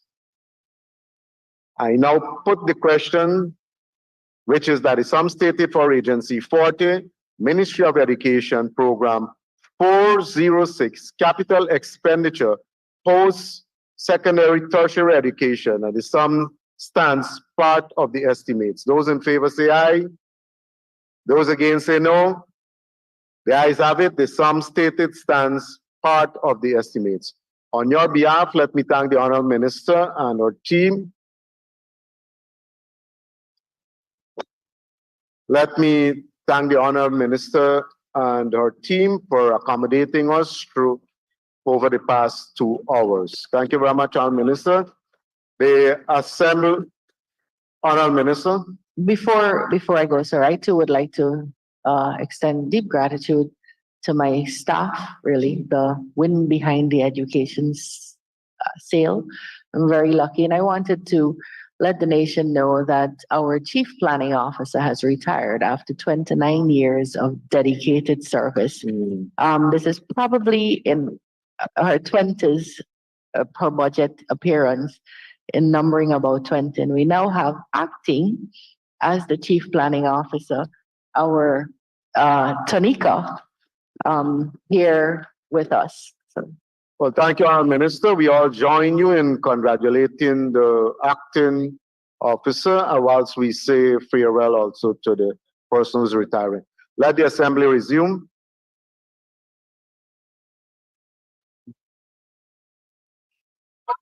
Thank you very much, Sergeant. Honourable members, we will now take the suspension and we will resume at 1332 hours promptly. Thank you very much.